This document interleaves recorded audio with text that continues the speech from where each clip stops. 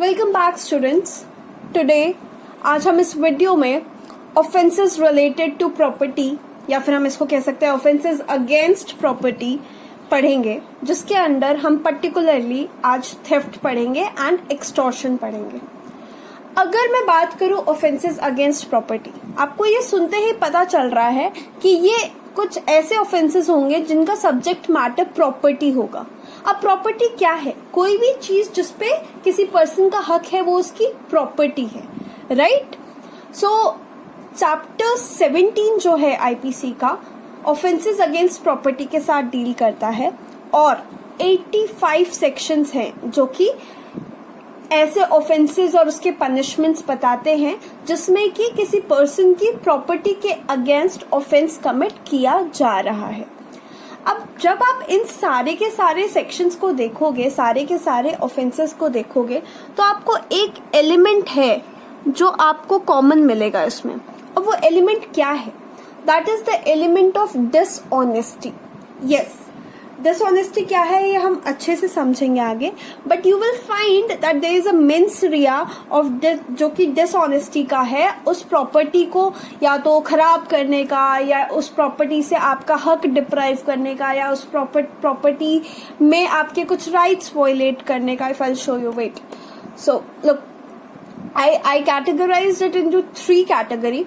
Offenses dealing with deprivation of property, जहाँ पे आपका प्रॉपर्टी से जो आपका हक है उसको आपको डिप्राइव किया जा रहा है, पूरे की पूरी प्रॉपर्टी ही डिप्राइव करी जा रही है। जैसे चोरी में हम करते हैं, हम प्रॉपर्टी ले लेते हैं, तो जो उसका एक्चुअल हकदार है, जिसके पोजीशन में वो था, वो डिप्राइव हो जाता है अपने प्रॉपर्टी से।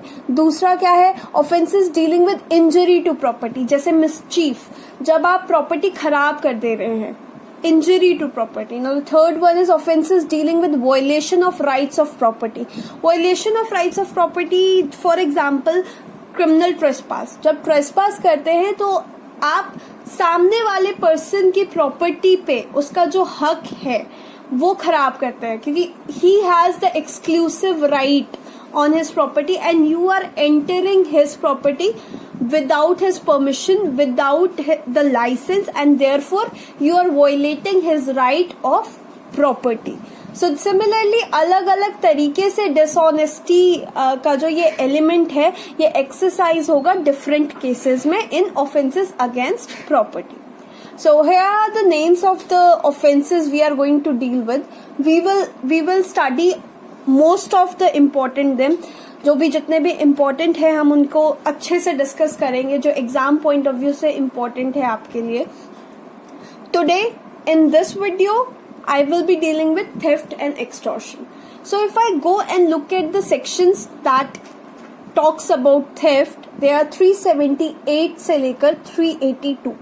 सेक्शन 378 जो है डिफाइन करता है थेफ्ट को. सो बेसिकली जो भी एसेंशियल रिक्वायरमेंट्स है एक पर्सन को कहने के लिए, लाइबल ठहराने के लिए कि उसने थेफ्ट कमिट किया है, वो 378 में प्रोवाइडेड है.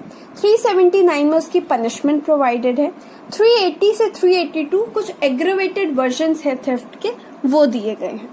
So the most important section for us for theft is 378 and 379.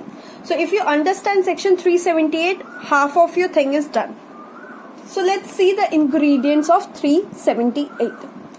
There must be a dishonest intention of an individual to take the property. Now the first step is mens rea.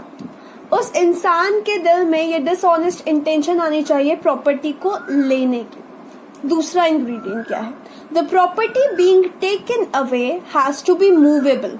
वो property एक movable property होनी चाहिए. We are not talking about immovable property. कोई भी ऐसी चीज जो अर्थ से अटैच्ड है वो इमूवेबल प्रॉपर्टी होती है, तो हम मूवेबल प्रॉपर्टी की बात कर रहे हैं. Okay, the property has to be taken out of the position of any person. सड़क पे रैंडमली पड़ी हुई प्रॉपर्टी को आप चुरा नहीं सकते हो, क्योंकि उसका कोई ओनर, उसके पोजीशन में कोई है ही नहीं जिसकी वो प्रॉपर्टी हो उस वक्त.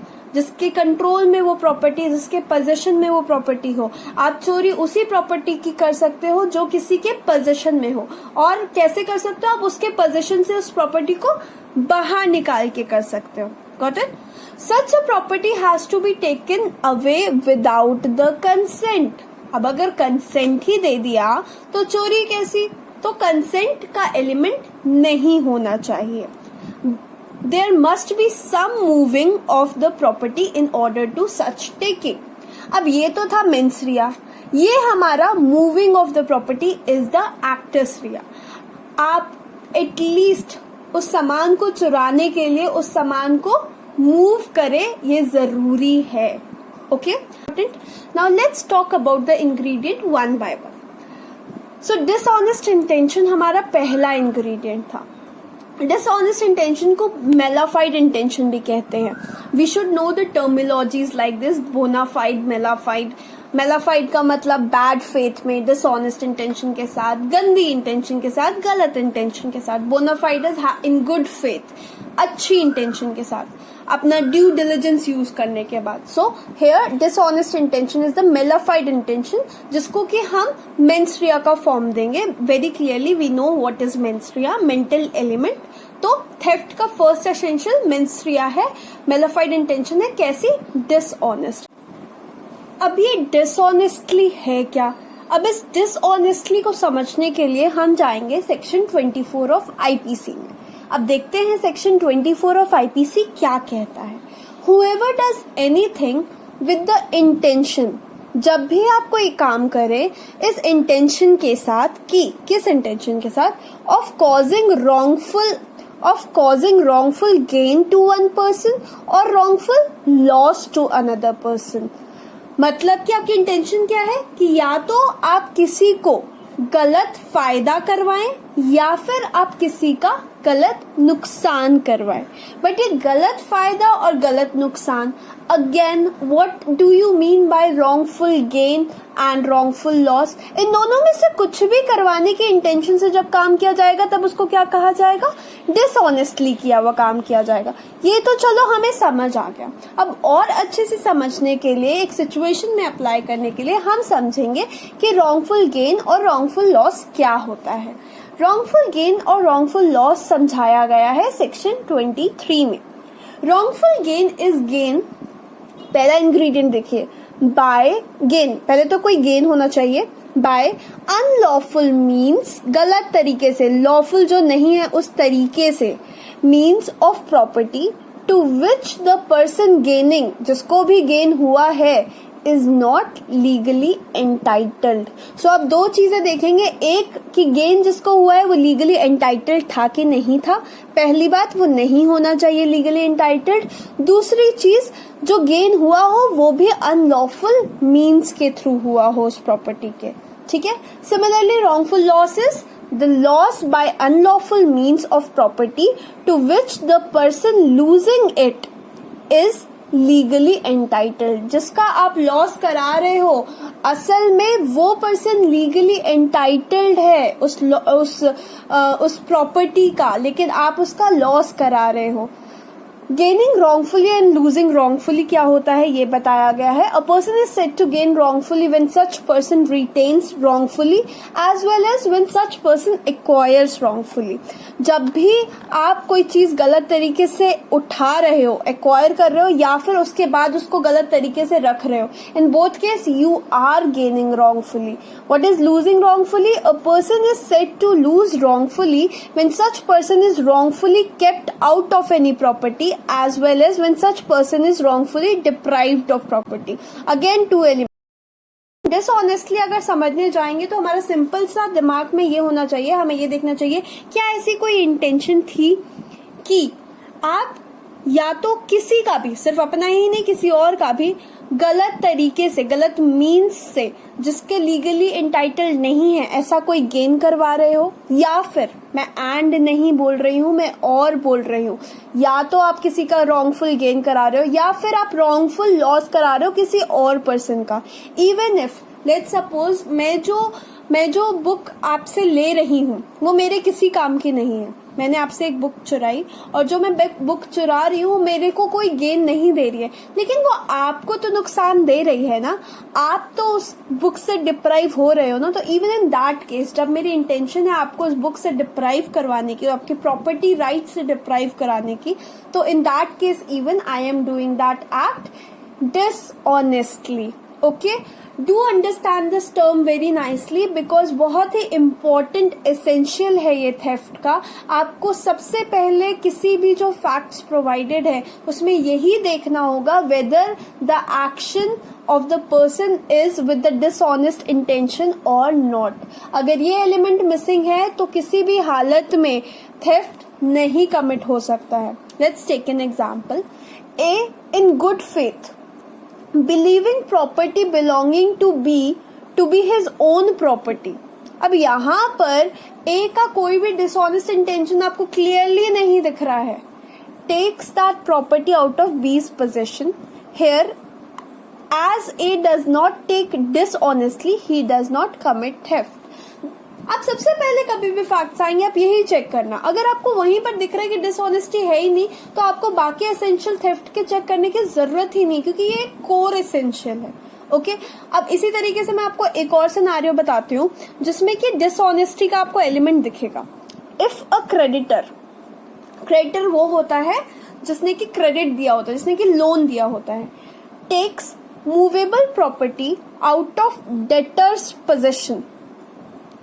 कोई भी मूवेबल प्रॉपर्टी जिसको उसने लोन दिया हुआ है, पैसे जिसको दिए हुए हैं, उसके पास रखी एक प्रॉपर्टी को वो निकाल लाता है उसके पोजीशन से without his consent with the intention of coercing him to pay his date.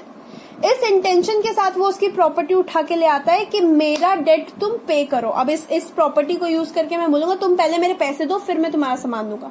So what is this? Here you are again depriving that person of his property.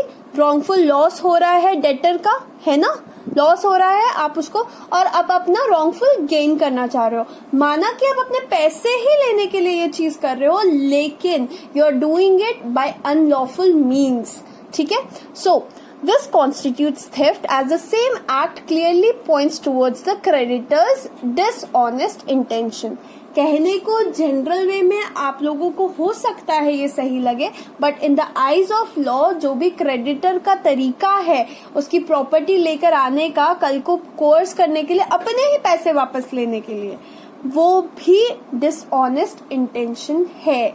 Okay, now moving forward, यहाँ पर एक और point आ जाता है कि हम बहुत बार ये सोचते हैं कि जो चोरी होनी चाहिए उसके अंदर एक परमानेंसी का एलिमेंट होना चाहिए। मतलब फॉर एग्जाम्पल ए बी की बुक 2 दिन के लिए लेकर चला जाता है और सोचता है कि मैं पढ़ के वापस दे दूंगा, ए को तो पता भी नहीं चलेगा, मैं चुपके से ले जाता हूँ, चुपके से लाकर यहाँ पे रख दूंगा। अब एक्चुअली में वो बेशक टेम्पररी है but it would still amount to theft. वो बाद में आकर अगर ये बोलता है कि मैंने तो सोचा था मैं चुपचाप यहाँ लाके रख दूंगा, तो that doesn't take away the any essential of theft. The moment he has moved it with the intention to do the wrongful loss to you, क्योंकि आप उन 2 दिन तक अपनी प्रॉपर्टी से डिप्राइव थे, you were kept out. So similarly do remember always, don't get confused कि कोई जो taking है वो temporary है, permanent है, it is not any essential, it doesn't matter। इसी में ये बहुत ही important केस आता है Pyarelal Bhargava versus state of Rajasthan. इसमें कोर्ट ने बहुत क्लियरली कहा था taking need not be permanent, it is not necessary that the taking should be of a permanent character or that accused should have derived any profit। ऐसा भी जरूरी नहीं है वो उससे कोई फायदा कमाया हो, इवन उसके घर पे पड़ी हो जाकर, स्टिल आपकी प्रॉपर्टी से आपको डिप्राइव किया गया, तो क्या हुआ, इंटेंशन क्या है, रॉन्गफुल लॉस का, तो therefore that would amount to theft. और टेम्पररी रिमूवल, इस केस में क्या हुआ था, टेम्पररी रिमूवल हुआ था of an office file from the office of a chief engineer and making it available to a private person for a day और 2 amounts to the offence of theft. Dishonest intention बहुत clearly दिख रही है, doesn't matter वो 1 दिन के लिए है, डजंट मैटर उसने उस चीज को प्राइवेट पर्सन को देते समय पैसे लिए या नहीं लिए, it is still amounting to theft. Don't get confused. These are the small points to remember. Now let's take few example and see why हम इसको theft कहेंगे. A takes an article belonging to Z out of Z's possession. Article है, movable है, पता चल रहा है, out of Jades position है, ये भी एसेंशियल फुलफिल हो जा रहा है. Without Jades consent, third essential भी फुलफिल हो जा रहा है. with the intention of keeping it until he obtains money from Z as a reward for its restoration. Now here there's again a twist, but क्या है, मेरे को आपकी चीज आपके पास से ही मैंने उठा के रख ली और उस चीज को रखकर ये सोचा कि मैं तुम्हें कल को दूंगा और ये बोलूंगा कि देखो तुम्हारी चीज तुम्हारी खो गई थी और मैं तुम्हें ढूंढ के लाके दी है, अब तुम मुझे इसका रिवॉर्ड दो.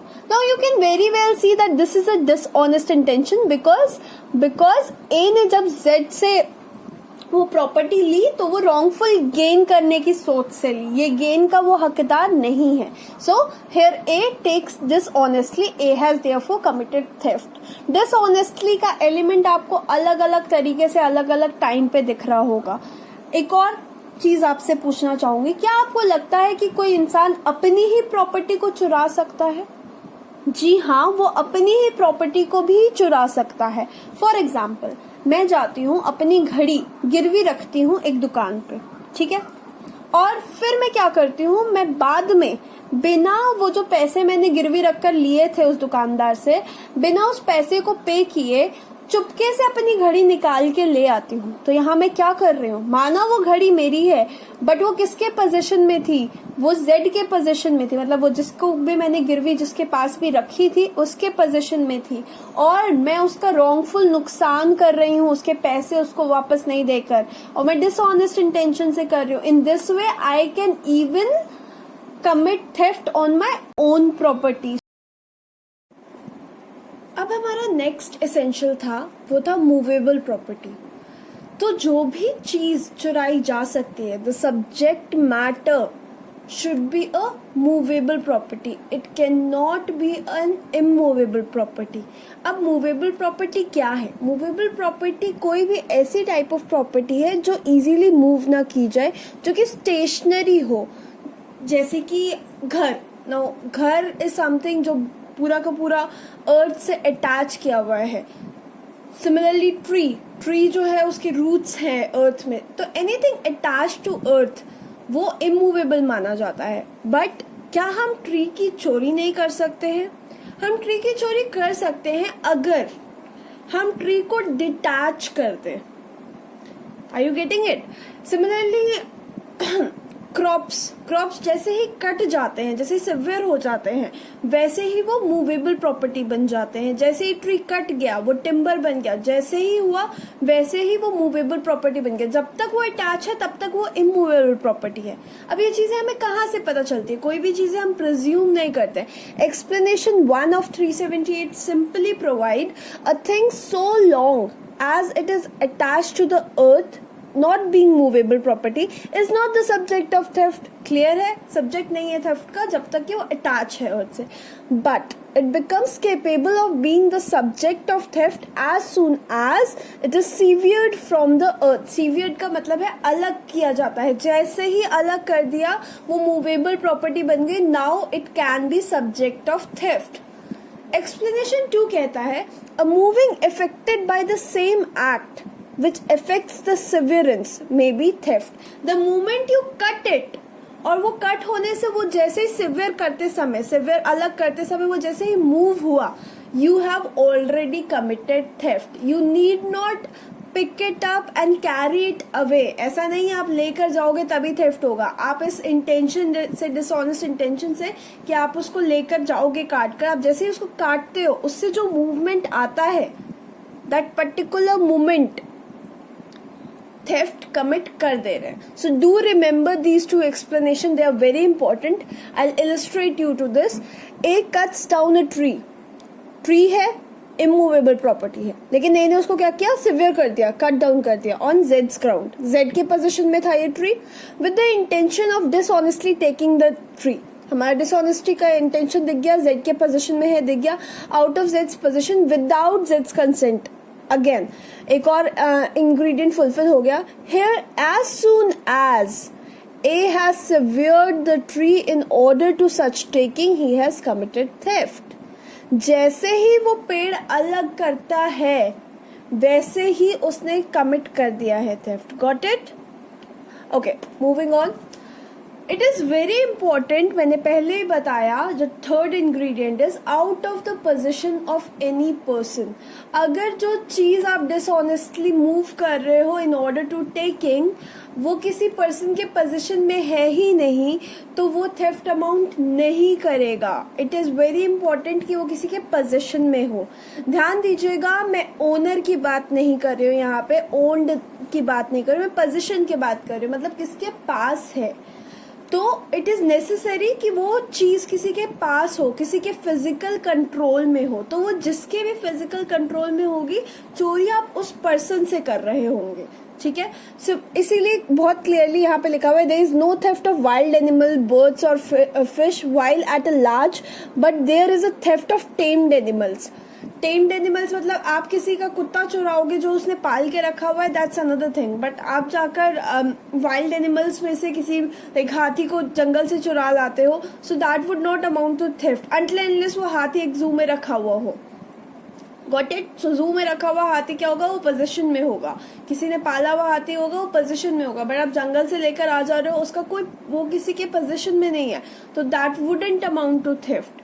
Okay, so we can very clearly से एनिमल्स को हम कंसिडर करके चल रहे हैं. खैर, इस बारे में हम आगे और बात करेंगे. नाउ, पर्सन इन पोजीशन में not be actual owner, we already talked about it. Physical control बहुत ही ज्यादा जरूरी है कि कोई ना कोई फिजिकल कंट्रोल में हो. ठीक है, now let's take few examples to understand, जो कि बहुत इजी है. A finds a ring belonging to Z on a table in the house which Z occupies. It's not necessary कि Z हाथ में पहन कर ही घूम रहा हो, उसके घर पे रखे मतलब उसके कंट्रोल में है, मतलब उसके पोजीशन में है. Here the ring is in Z's possession and if A dishonestly removes it, A commits theft. Got it? You have to see the element whether the thing, the property is in possession of a person or not. उसको उस possession से लेके जाया जा रहा है कि नहीं. If I say about this, take another example. A finds a ring lying on high road, not in the possession of any person. A by taking it commits no theft. So we can very clearly see here that the very ingredient that taking out of the possession of any person का missing है in facts में. So therefore it cannot amount to theft. But here the offense committed is criminal misappropriation of property. We will understand the difference between both when we will study criminal misappropriation of property. But right now try to understand this ingredient कि अगर out of the possession of person नहीं निकाली जा रही है property dishonestly, तो therefore it is not amounting to theft. As simple as that. Ingredient missing तो offense commit नहीं हुआ है. ठीक है, proceeding further. There is a very important concept of constructive possession. हमारे पास बहुत बार ऐसे क्वेश्चंस आ जाते हैं. Now what is constructive possession? Constructive possession नाम से ही तुम्हें पता चल रहा है कि यहाँ पर कुछ ऐसा सिनेरियो होगा जहाँ पे possession सच में नहीं है उस पर्सन का, बट हम मान ले रहे हैं, हम कंस्ट्रक्ट कर ले रहे हैं कि उस पर्सन का पोजीशन है. सो सेक्शन 27 क्या बोलता है, जब किसी पर्सन की कोई भी प्रॉपर्टी उसके वाइफ, उसके क्लर्क या उसके सर्वेंट के पास है on account of that person, तो हम मान के चलेंगे कि वो जो प्रॉपर्टी है वो उस पर्सन के पोजीशन में ही है. So let's take this example that A being Z servant. ठीक है, ए जो है वो जेड का सर्वेंट है और जेड एक प्लेट उसको बोलता है ध्यान से रखने के लिए. अब जेड ने इंटरेस्ट की है वो प्लेट अपने सर्वेंट को. अब हम सेक्शन 27 में जाए तो कायदे से वो पर्सन के ही पोजीशन में है, वो ए के पोजीशन में नहीं है, वो सर्वेंट के पोजीशन में नहीं है, वो अभी भी जेड के ही पोजीशन में मानी जाएगी. तो अगर ए जो प्लेट ऑलरेडी उसके पास है, जो कि जेड ने उसको संभाल के रखने को बोली है, वो लेकर भाग जाए तो ए हैज कमिटेड थेफ्ट. दो जब वो लेकर जा रहा है तब वो प्रॉपर्टी अगर हम एज अ फैक्ट देखें तो वो उसी के पोजीशन में थी, तो आप बोलेंगे इंग्रेडिएंट फुलफिल नहीं हुआ. बट लॉ ने यहाँ पर एक थ्योरी डाली कंस्ट्रक्टिव पोजीशन की और कहा कि जब तक ए उस प्लेट को ऑन जेड्स अकाउंट होल्ड कर रहा था, तब तक वो जेड के पोजीशन में ही मानी जाएगी. ठीक है. So therefore actually when A runs away with the plate, A has run away with the plate, taking that plate out of the possession of Z. Got it? This is very important because बहुत ही confusing fact आ जाते हैं.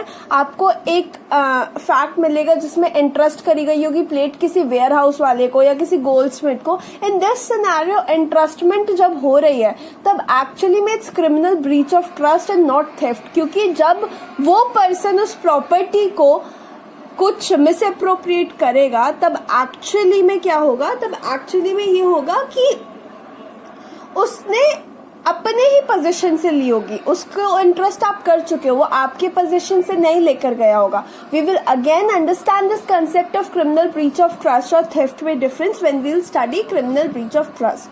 Right now try to understand the concept of constructive position and always know when there is a case of servant, clerk and wife और वो सामान लेकर जाते हैं तो it would amount to theft even after the person has entrusted the property himself or herself. Okay? Yeah. So the next ingredient is without the consent. Now without the consent, when we say the word consent, अभी तक law में हम हमेशा देख चुके हैं the consent can be either express और implied. What do we mean by expressed or implied? Let's suppose I am your very nice friend and I come to your home and I see a book in your library which I want to read and I pick it up with the thought कि मैं उसको पढ़ूंगी और तुम्हें वापस दे दूंगी, या even I simply pick it up, but I know that you are my friend and I don't have any dishonest intention, but I rather think that I have your implied consent that you won't mind me picking up your book. So in this scenario I am having your implied consent and picking up that book won't amount to theft. Got it? But here अगर मुझे ये thought मेरा ये clear नहीं होता या फिर हो सकता है मेरा कोई एक्शन ये बता रहा होता कि मुझे पता था कि तुम्हारा कंसेंट नहीं है, मैं वो बुक चुरा के ला रही हूँ विद द डिसऑनेस्ट इंटेंशन, तो वो थेफ्ट होता. So the very element whether the consent was there or not is important. We have to also see whether there is an express consent or implied consent. अगर implied consent भी है तो भी चलेगा. Okay? So I'm sorry. Yeah. So another part of this explanation says that it may be given by any person having for that purpose authority either express or implied. अब let's suppose एक person जाता है, let's take this example, एक person जाता है Z की wife से charity के लिए सामान लेना. अब जेड की वाइफ क्या करती है, अपने पति का खाना, कपड़े और 3-4 चीजें जेड को दे देती है. अब यहाँ पर जेड क्या सोचेगा कि वो अपने पति का जब सामान दे रही है तब कायदे से she is authorised to do so. Implied authority मान रही हूं मैं यहाँ पर, है ना. तो यहाँ पर ए जो है कमिट नहीं कर रहा है theft. The person taking the charity is not committing the theft because the person thinks that the Zed's wife is having an authority to give all those things to him. But let's suppose ए यहाँ पर कोई random person नहीं है जो कि इस misconception में हो कि जेड की वाइफ के पास इम्प्लाइड अथॉरिटी है और वो एक्चुअली जेड की वाइफ का फ्रेंड है और उसको पता है कि वो जो प्रॉपर्टी जेड की दे रही है उसकी वो अथॉरिटी नहीं रखती है. तो in that case he would have committed theft. Got it?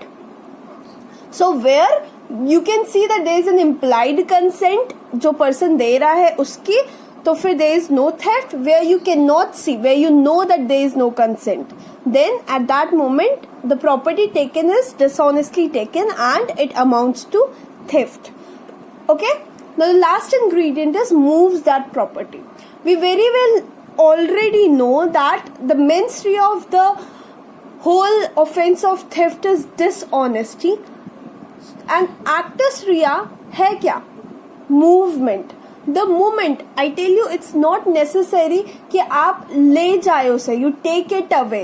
Even if you move it, like let's suppose मैं आपकी फ्रेंड हूँ, आपके 100 रुपए उस समय रखे हुए हैं मेरे सामने टेबल पर.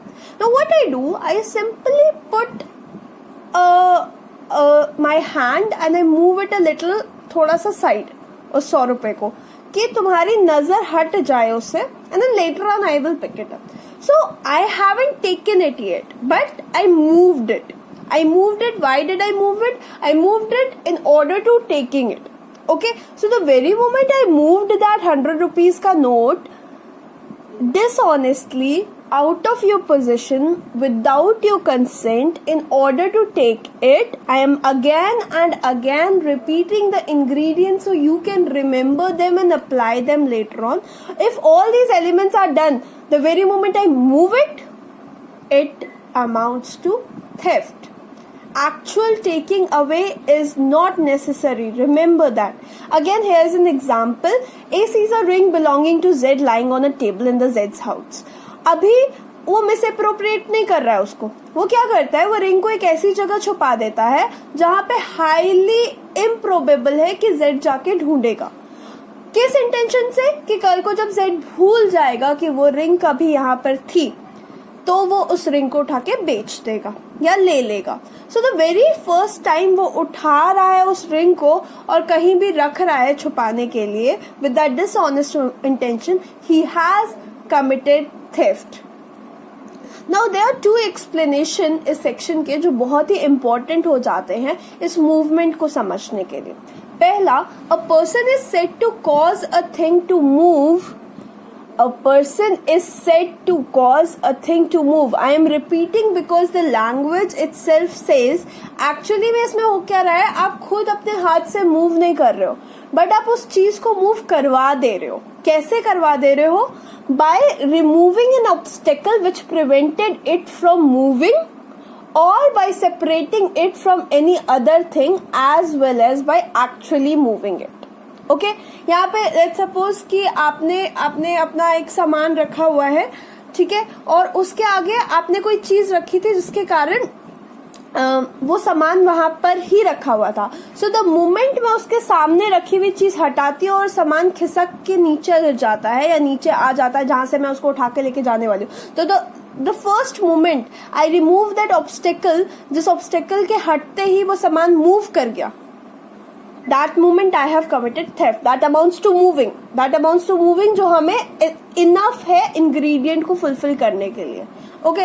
Similarly, अगर मैं separate कर दे रही हूँ उस चीज को दूसरी चीज से, तो वो जो separation का मेरा act है, that is also amounting to moving. Again, enough होगा theft amount करने के लिए. Explanation 4 says a person who by any means causes an animal to move is said to move that animal, and to move everything which in consequence of the motion so caused is moved by that animal. अब आपको पता है एक बैलगाड़ी जा रही है, उस बैलगाड़ी में बहुत ही कीमती चीजें हैं और आपको वो कीमती चीजें चुरानी है एक्चुअली. तो आप क्या करते हो, आप उस बैल को ऐसे लाश करके और आगे चलाते चलाते घर तक ले आते हो. Now what you have moved is the animal. You cause to move the animal by lashing the animal, but you would be considered to move everything in consequence of the motion caused. मतलब वो बैल के साथ जो बैलगाड़ी में जितना भी सामान है जो कि मूव कर रहा है, आपने उसके अंदर भी मूवमेंट कॉज करी है. So in that scenario even you have moved the property and you would be liable for the theft of all that property जो उस बैलगाड़ी में थी. आप एक एनिमल की चोरी भी कर सकते हैं. लाइक लेट्स सपोज आप एक कुत्ते को हड्डी बहुत पसंद है, आप उसको हड्डी दिखा दिखा के अपने पीछे लाकर फाइनली अपने घर तक ले आते हैं. So the moment you started taking that puppy out of the position of that person by using that हड्डी, तो you are causing that animal to move, right. That very moment that you move that animal, you have actually committed theft. Got it? So these are small things which together form theft. I hope we have discussed itne sare examples that you would have understood all the ingredients of theft. Now moving on to the punishment of theft. So section 378 defines theft, we know that. Section 379 बताता है कि जब एक person liable होगा theft commit करने के लिए तो what would be the punishment. Imprisonment of either description for a term which may extend to 3 years. Maximum punishment is 3 years, which may extend, उससे कम दी जा सकती है. और with fine और with both. एंड नहीं है अगेन, या तो मैं 3 साल तक की सजा दे सकती हूँ, या मैं फाइन दे सकती हूँ, या मैं दोनों दे सकती हूँ. ओके इसके आगे there are certain aggravated forms of theft which are given in 380, 381, 382. Like for example theft in dwelling house, उसमें बहुत ज्यादा और ज्यादा एग्रेवेट हो जाता है, क्योंकि घर पे जब लोग हैं, जब आप थेफ्ट कमिट करने जा रहे हो, it is a graver offence. Theft by clerk or servant, because आप उन पे जब विश्वास कर रहे हो, it is more graver now. Similarly, theft after preparation made for causing death, hurt or restraint in order to committing of theft. You can very clearly see there are elements which are having more violent effect. So in all these scenarios, the theft का जो punishment है वो बढ़ जाता है. वो provided है 380 to 382 में. Okay.